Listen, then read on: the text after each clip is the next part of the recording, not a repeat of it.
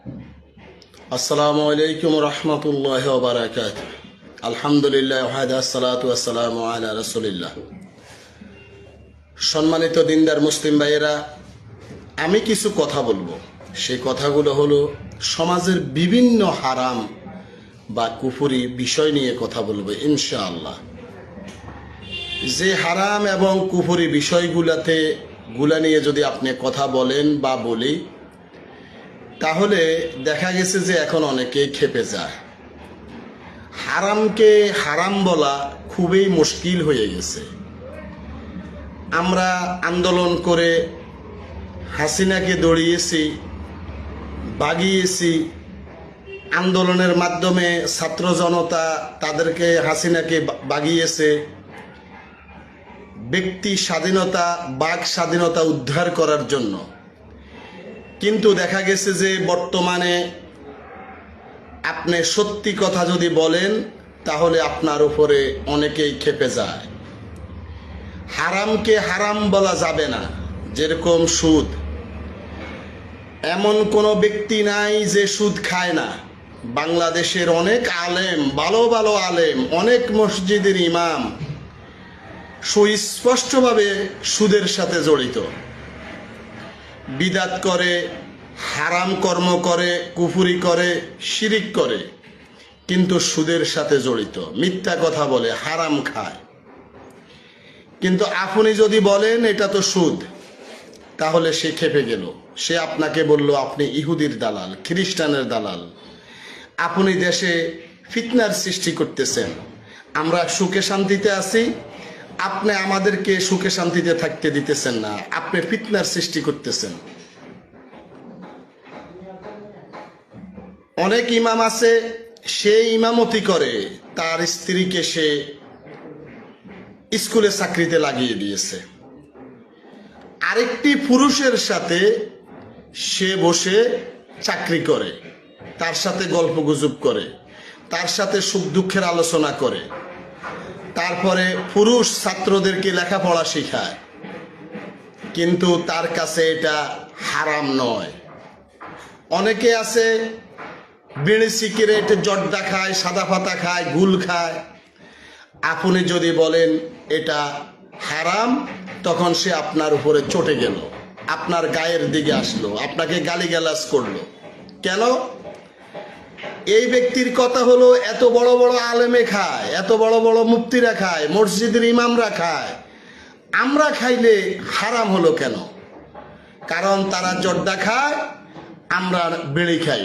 তাদের কথা হলো আমি সিগারেট খাই তো সিগারেটটাকে টান মেরে ফেলে দিই, কিন্তু অত ভিতরের দিকে ঢুকায়। তাদের মুখের দিকে তাকালে মনে হয় যে তাদের মুখটাকে টয়লেটের মতন করে রেখেছে, অপরিষ্কার, অপরিচ্ছন্ন। আপনি চিন্তা করেন, যারা জর্দা খায়, যেসব হুজুরেরা, তাদেরকে এই জর্দা আপনি হারাম বললে তারা খেপে যায়। তারা বলে এটা হারাম নয়, তারা খাইতেছে, তারা খায়। তারা জর্দা খায়, জাতি সিগারেটও খায়, জর্দাও খায়, সাদা পাতা খায়, গুল খায়। সম্মানিত দেশবাসী, আমাদের দেশে এখন হারাম প্রত্যেকটি লোকের রন্ধ্রে রন্ধ্রে ঢুকে গেছে।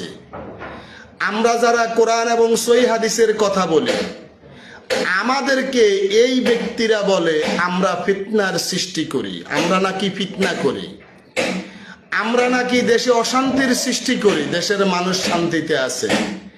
কারণ তাদের হিসাব হলো আমরা সুখে শান্তিতে হারাম খেয়ে, শিরিক করে, কুফরি করে, বিদাত করে, হারাম কাজ করে খুব শান্তিতে আছি। এই লোকটা হালাল হালাল বলে আমাদের সমাজে অশান্তির সৃষ্টি করতেছে। সম্মানিত দেশবাসী, আমার মুসলিম ভাইয়েরা, আমরা হারামের ভিতরে ঢুকে গেছি, এমন ভাবে ঢুকেছি যে এখন হারামকে আর হারাম মনে হয় না। বর্তমানে দুর্গা পূজা এসেছে, আমাদের অনেক নামদারি মুসলিম ভাই নিজেদেরকে মুসলিম বলে দাবি করে, কিন্তু ক্ষমতার মোহ, ক্ষমতায় যাওয়ার জন্য তারা এমন পাগল হয়ে গেছে যে তারা দেখা গেছে যে তাদেরকে শুভেচ্ছা জানায়, তাদেরকে অর্থনৈতিক সহযোগিতা করে, তাদেরকে মন্দির বানানোর জন্য অর্থ দেয়, মন্দির সাজানোর জন্য তাদেরকে অর্থ দেয়, আপনার আমার ট্যাক্সের টাকা। সে নিজে তো কুফরি করলো, সে নিজে আপনার ইমানকে নষ্ট করলো, ধ্বংস করলো, সে আমার ইমানকেও ধ্বংস করার জন্য উঠে পড়ে লেগেছে। কিন্তু সে নিজেকে মুসলিম বলে দাবি করে। সে বলে আমার চেয়ে বড় মুসলিম, আমার চেয়ে বড় আল্লাহওয়ালা ফরেজগার আর কেউ নেই। সম্মানিত ভাইয়েরা, একটু বিবেক বিবেচনা করে দেখুন, একটু চিন্তা করে দেখুন, আজকে আমাদের কি অবস্থা যাচ্ছে। আমরা কি করুণ অবস্থার মধ্য দিয়ে আমাদের জীবন অতিবাহিত করতেছি। সম্মানিত ভাইয়েরা, আমরা মুসলিম, আমাদেরকে জান্নাতে যাওয়া আমাদের আশা, কিন্তু আপনার জান্নাতের কাজ তো করতে হবে। জান্নাতের কাজ না করে তো জান্নাতে যাওয়া যাবে না। আপনার পিঠ চুলকানি উঠেছে, আপনি আপনার স্ত্রীকে বললেন আমার পিঠটা চুলকিয়ে দাও, তখন স্ত্রীর পিঠ চুলকালো, নিচ থেকে শুরু করলো। আমি বললাম আর একটু উপরে যাও, সে উপরে উঠলো, সে বলে আরো উপরে উপরে উঠলো, এইদিকে যাও সেদিকে যাও। তখন আপনার স্ত্রীকে যদি আপনি বলেন যে তুমি কি হলে, একটি পিঠও চুলকাতে পারো না, তখন স্ত্রী জবাব দেয় যে তোমার পিঠ তুমি চুলকাও, কারণ তুমি জানো তোমার সমস্যাটা কোথায়, তুমি চুলকাও। আমাকে দিয়ে চুলকালে তো আমি বলতে পারবো না তোমার চুলকানিটা কোথায়। তাই আল্লাহর কাছে আমরা জান্নাত যদি পেতে হয়, আমাদেরকে যদি জান্নাত পেতে হয়, আমরা যদি জান্নাত পেতে চাই, তাহলে আমাদেরকে পরিপূর্ণভাবে একনিষ্ঠভাবে আল্লাহর গোলাম হতে হবে, আল ইমানদার হতে হবে।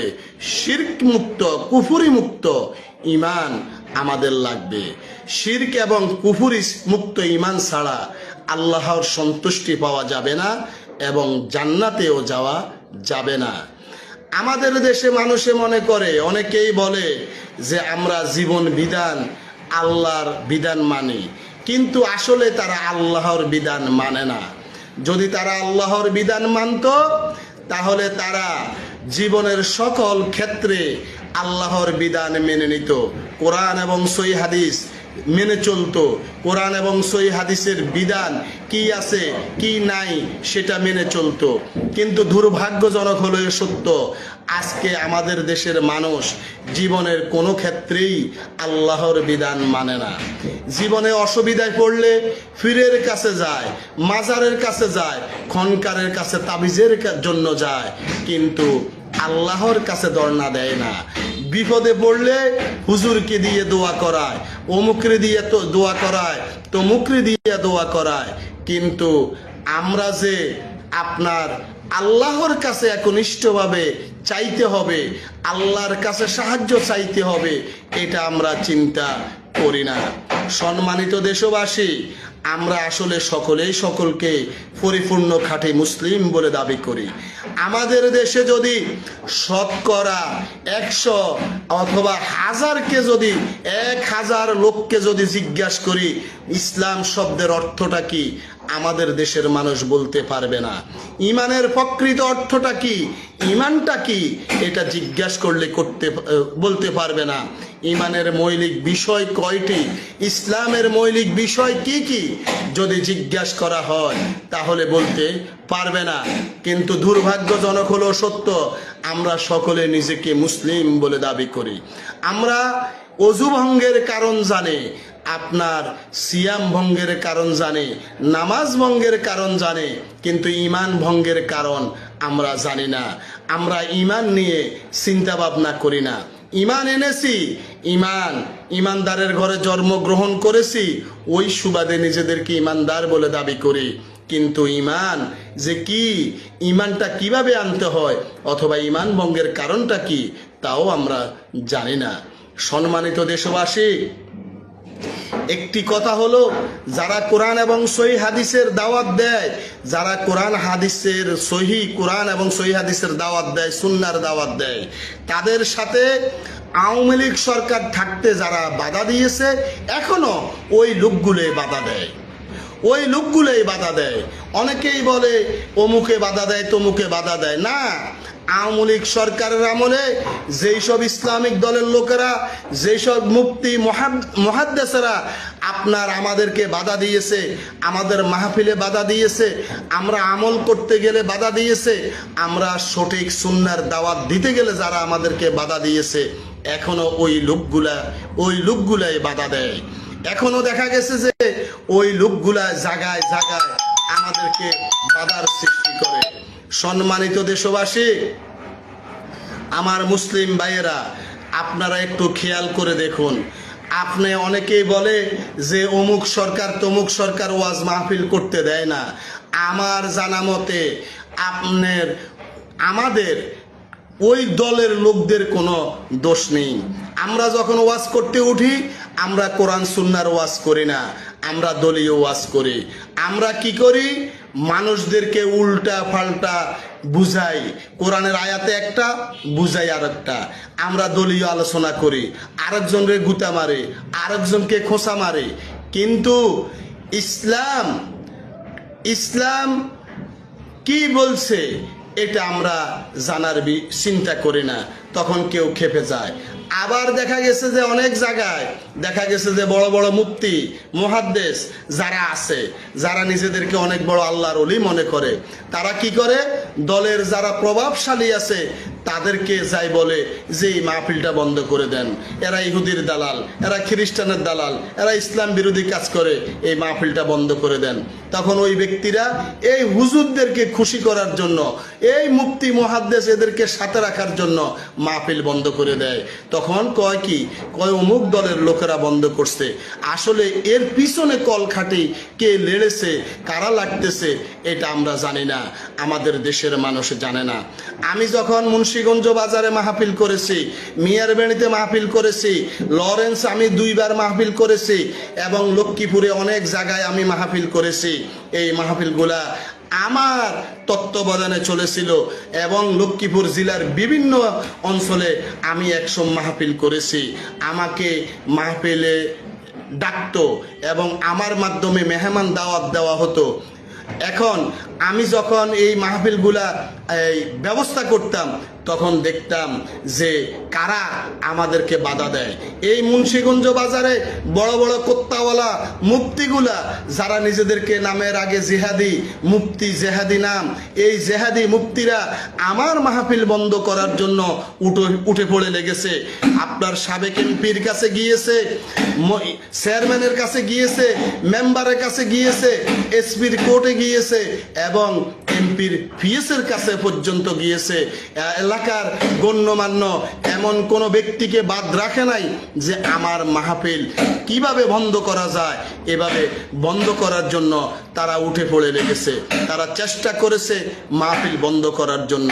তাই আমি বাস্তব অভিজ্ঞতা সম্পন্ন, আমার মাহফিল যদি বন্ধ করা হতো, তখন এই দেশের লোকেরাই বলতো যে অমুক দলের লোকেরা মাহফিল বন্ধ করে দিয়েছে, তমুক দলের লোকেরা মাহফিল বন্ধ করে দিয়েছে। তারা এইভাবে প্রোপাগান্ডা করত।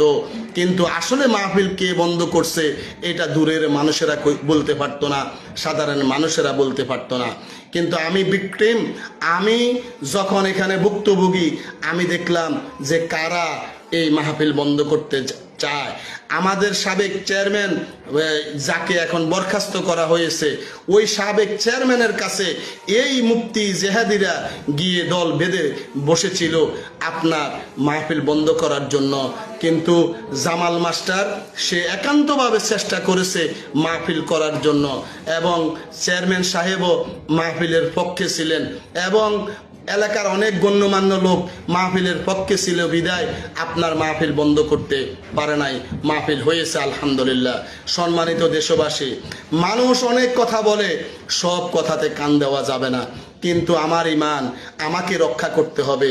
আমি যদি জান্নাতে যেতে চাই, আমি যদি আল্লাহকে সন্তুষ্ট করতে চাই, তাহলে আমাকে অবশ্যই আমার ঈমান রক্ষা করতে হবে। আমাকে ঈমান ভঙ্গের কারণ জানতে হবে। যেই বিষয়টা জানা সবচেয়ে বড় ফরজ হলো দ্বীনি ইলম অর্জন করা, তারপরে ঈমান আনা। আপনার সবচেয়ে বড় ফরজ ইসলামের গণ্ডির ভিতরে ঢুকতে গেলে, দ্বীনের ভিতরে ঢুকতে গেলে আপনার ইলম অর্জন করতে হবে। আপনি যখন যে এই বিষয় কর্ম করবেন ওই বিষয়